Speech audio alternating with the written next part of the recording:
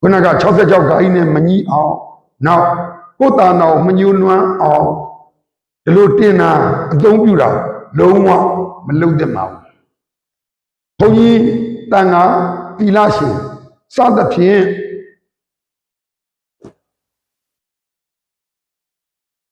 ကရာထမင်းချက်တာဟင်းချက်တာလူတို့နဲ့လောကီနဲ့သက်ဆိုင်သောအလုပ်များကိုဟန်ပြလုပ်ခြင်းအကြောင်းမဲ့အလူခံပို့စများတင်ခြင်း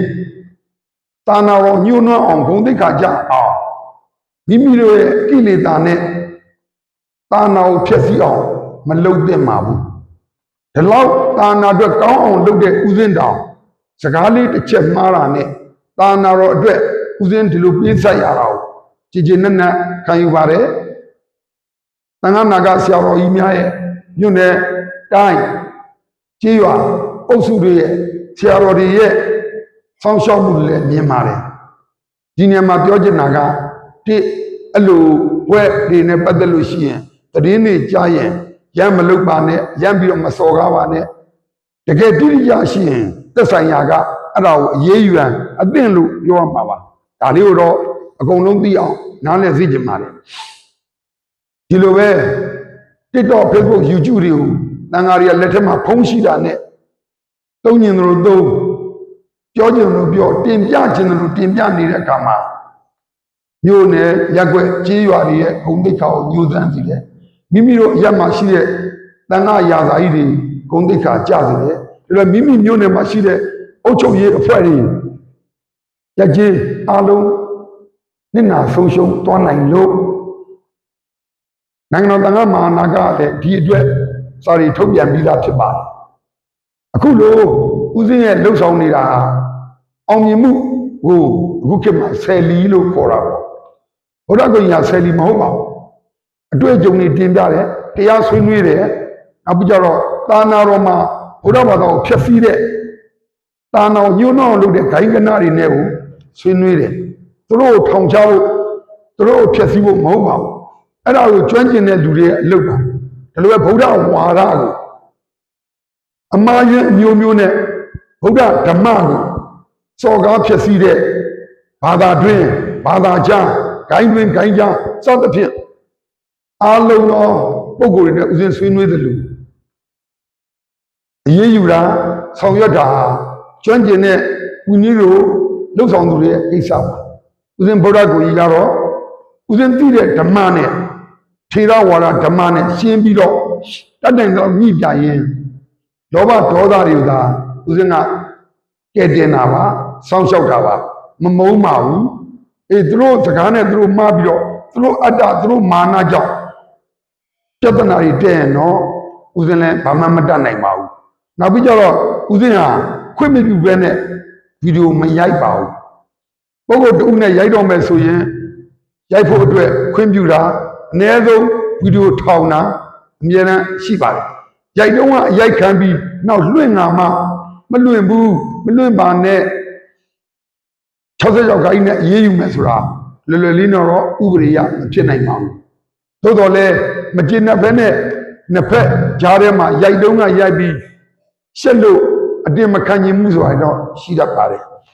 အဲ့လိုတင်တဲ့နေရာမှာလဲတတိနဲ့ဝိရိယနဲ့သာနာအတွက်အကျိုးများမယ်ဆိုရင်ကိုယ်အသက်တောင်ပေးဖို့ဝင်မလေးပါဘူးဒါဥစဉ်ရဲ့တတ္တိနဲ့စိတ်ဓာတ်ပါအခုလေဥစဉ်ရဲ့အများမြင်မှာဗုဒ္ဓဂုဏ်ဆရာတော်ဝန်ခံဂရိပြုပါတယ်ဆိုလို့ရှက်သွားလိမ့်မယ်မထင်ပါနဲ့အမှားဆိုရင်ဝန်ခံရဲသလိုအမှန်ဆိုရင်လည်းသိရဲတယ်ဆိုတဲ့လူပါသာနာတော်အတွက်ဝိနည်းတော်အတွက်နိဗ္ဗာန်အတွက်အသက်ပေးပြီးကြိုးစားမှာဖြစ်တယ်လို့တိုင်းပြည်နဲ့လူမျိုးအတွက်လုံတဲ့နာကိုလုပ်တာပါ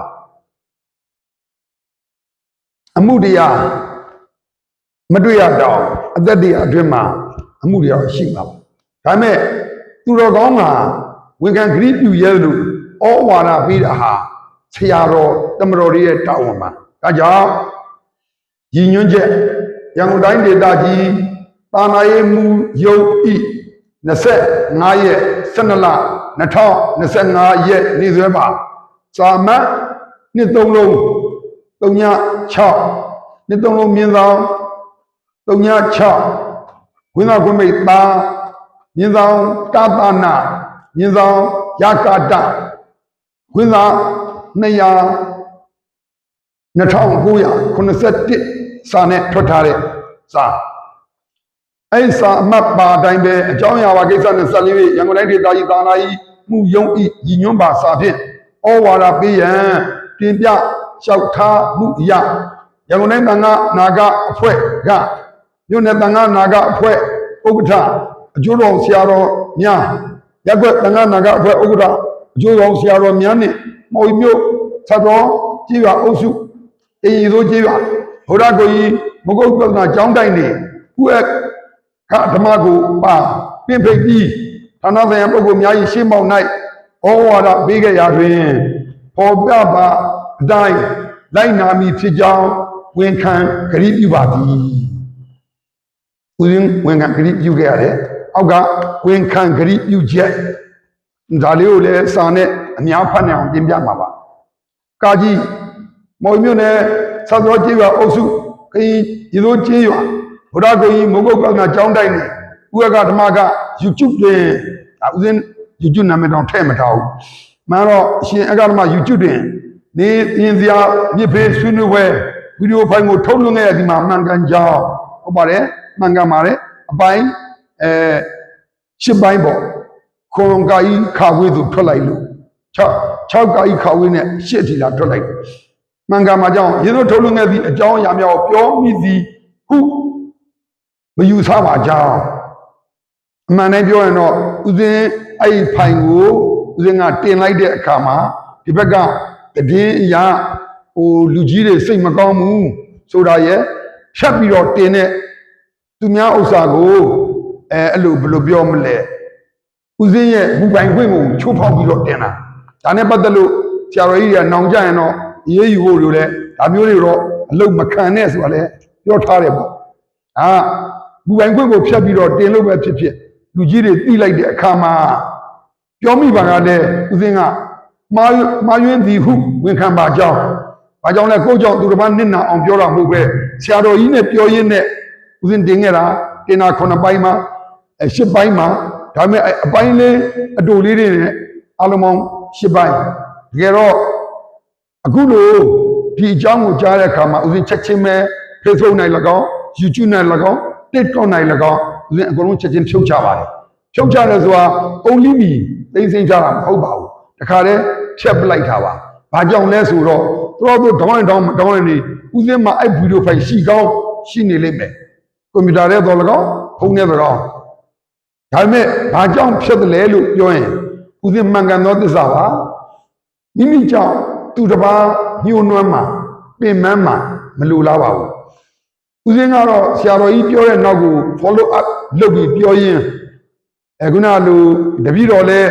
တောင်းခံဘူးတဲ့တပည့်တော်အဲ့ဒီဘွဲ့မယူခဲ့ဘူးတပည့်တော်အဲ့ဘွဲ့ကြောင့်ဆိုရင်ပါဠိကကြားမှကြောက်လို့အဲ့ဒါပြောလိုက်တဲ့အခါမှာတောင်းခံဘူးလားဘယ်လိုလဲဆိုတာကိုကြည့်ကျင်တာပါပဲတန်ခါဖွဲ့စည်းနေ၎င်းနိုင်ငံတော်ဖွဲ့စည်းနေ၎င်းဟုတ်ခဲ့ရင်လည်းဟုတ်ခဲ့တာကိုသူတို့ကအမှန်ယူပြီးတော့အရေးယူဖို့ပါဦးစင်းကနိုင်ငံတော်သက်သေဖြစ်ပေါ့ဒါတဲ့ပြောရင်တော့ဒါပေမဲ့ဦးစင်းကပြောမိပါကလည်းမိမိမှားယွင်းကြောင်းလိုပဲကိုဝင်ခံလိုက်ခြင်းဟာအလုံးကလည်းတောင်းဝန်ကအနားယူသွားတာတွေဖြစ်ပြီးအဲ့လိုပဲကိုကြောင့်လည်းနောက်ကြောင်းပြန်ဖော်ပြီးတော့တမိုင်းမလန့်ညင်းတော့သလိုဒီလိုစကားမျိုးမထိန်မသိမ့်ပြောမိတဲ့ဘုရားကုံကြီးရဲ့တောင်းဝန်ဖြစ်ပါတယ်ဒါကိုလည်းဆရာတော်ကြီးကဩဝါဒပေးတဲ့နေရာမှာမင်းအတင်းလက်မှတ်ထိုးရမယ်ကြောင့်မဖြစ်မနေထိုးဆိုတဲ့ဖိအားပေးမှုမျိုးမဟုတ်ပါဘူးဒီလိုပဲတိုင်းသာနာယုဦးစီးဌာနခိုင်သာနာယဦးစီးဌာနတွေကလည်းဥက္ကရဲ့ထိုးပေးပါလို့ချော့မော့66အခါမှမခိုင်းပါဘူးဦးစင်းကိုယ်တိုင်ကကြည်ကြည်နက်နက်ဘုရားသားတော်တန်ဃာတော်တစ်ပါးအနေနဲ့ထေကြီးဝါကြီးတို့ရဲ့အမိန့်ကို၎င်းရက်ွက်အုပ်ချုပ်နေတဲ့နိုင်ငံတော်ရဲ့တာဝန်ကြီးရှိတဲ့လူကြီးတို့၎င်း